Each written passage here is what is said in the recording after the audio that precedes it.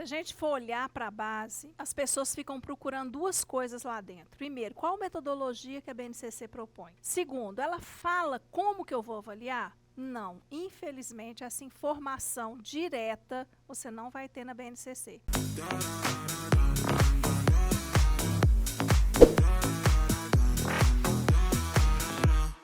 Mas a gente tem pistas. Assim como a BNCC trabalha com o desenvolvimento de competências e habilidades, e a gente sabe que competência você não ensina, você desenvolve, não dá para você não trabalhar com metodologias participativas, ou seja, as metodologias ativas. Em relação à avaliação, se eu mudo a minha metodologia, vamos entender. Antes eu avaliava um conteúdo que eu tivesse dado em história, eu fazia uma pergunta direta ali, o aluno respondia, eu avaliava conteúdo. Conteúdo, às vezes, só a memorização basta. O menino memoriza a data, quem que descobriu tal coisa, ele responde e acerta. Mas quando eu passo para trabalhar com metodologias ativas e com conhecimento em ação, que é a perspectiva de habilidades, então eu vou ter que falar das datas, dos nomes e das repercussões e fazer uma conexão com o que está acontecendo hoje, por exemplo. E o aluno vai ter que fazer uma análise. Então, não dá para eu avaliar reducionista só com prova. Eu vou ter que avaliar de outras formas. O aluno vai ter que falar, vai ter que expor, vai ter que falar os argumentos dele. Ele vai poder fazer outras coisas como um portfólio, por exemplo, de desenvolvimento das pesquisas e das ideias dele. Ele pode desenvolver um produto final, por exemplo, em ciência da natureza, onde ele te entrega ali um aplicativo que ele fez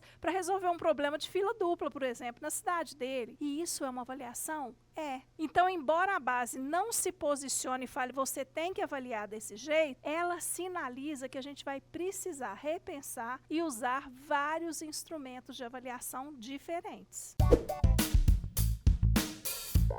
A gente, para avaliar esse aluno nessa nova perspectiva, a gente vai ter que ter protagonismo, a gente vai ter que dar voz ao aluno, a gente vai ter que ter participação. Não vai fazer sentido eu construir uma avaliação conteudista somente. Eu não estou dizendo que a prova vai perder espaço, eu posso, inclusive, incorporar a prova como um dos instrumentos. Para eu avaliar, nessa perspectiva de competências e habilidades, eu vou precisar, por exemplo, entender os níveis de cognição que as habilidades propõem. Esses níveis, deixa eu explicar direitinho. A gente tem um cara chamado Bloom, e ele criou uma taxonomia de Bloom. O que é isso? Ele investigou que as pessoas, na hora de aprender, elas têm níveis de cognição diferentes. E ele identificou assim, Gente, analisar é bem mais difícil do que compreender. eu leio um texto, eu compreendi o texto, ok. Mas para eu analisar se aquele texto está pertinente com alguma outra coisa, ou se aquele texto traz elementos que dialogam com outro autor, eu tenho que entender o texto do outro autor e eu tenho que fazer uma perspectiva comparativa. E isso é um nível diferente de cognição. Então, quando eu vou avaliar na perspectiva de competências e habilidades, uma vez que as habilidades sempre vão começar com um verbo, e esse verbo significa esse nível de cognição que o Bloom falou, então eu vou precisar de olhar para múltiplas formas de avaliação. Eu vou ter que propor vários instrumentos, várias propostas, para que eu possa realmente avaliar se esse aluno sabe fazer uso. As formas de avaliação são variadas. Eu posso uma vez dar uma autoavaliação, eu posso observar, eu posso mandar o aluno produzir alguma coisa e apresentar e os próprios alunos fazerem alguma intervenção coletiva, colaborativa de produção. São várias formas que eu tenho para avaliar se o aluno está colocando todo esse conhecimento em ação e assim desenvolvendo competências e habilidades.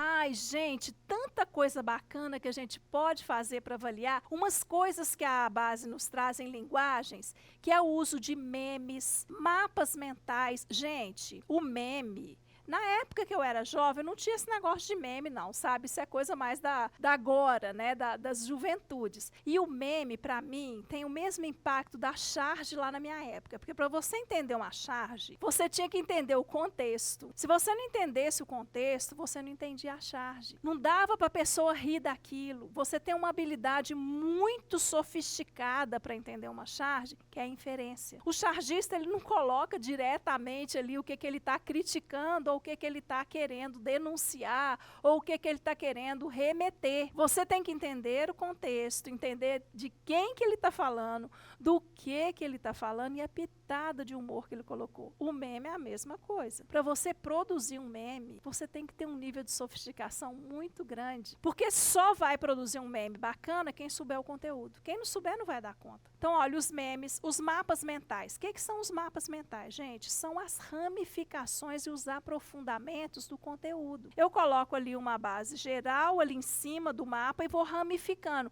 Quando for isso, aprofunda para isso, que aprofunda para isso. Os meninos amam fazer mapas mentais. E eles são o quê? Instrumento de síntese. O mapa mental requer do aluno uma capacidade de sintetizar o que é importante e de qual raiz que isso vai sair. Então, a gente tem ali esses mapas, esses memes, a gente tem ali as jornadas que a gente pode fazer de debates, as rodas de conversa. Nessas rodas de conversa, você pode estabelecer ali indicadores, critérios para esses alunos construírem todas as suas apresentações. A gente tem ali também as coisas dos debates, os meninos amam debater. Cuidado para você não se perder nos debates. Porque no debate, quando tem uma intenção educativa de ser usado como instrumento avaliativo, você tem que ter clareza do percurso que o aluno vai seguir no debate, dos pontos, e ele tem que fundamentar. O debate não é um jogo de achismos. Eu acho isso, mas se eu acho, você também pode achar. Achar é permitido, mas achar não é validado. Então, se eu trago ali algum tipo de conteúdo, se eu trago ali algum tipo de habilidade a ser desenvolvida, eu preciso que o aluno me fundamente a defesa dele. Isso aí é o argumento de uma tese. Então, eu preciso ter clareza quanto ao percurso que ele deve seguir naquele debate. E eu construo indicadores para isso. Então, são várias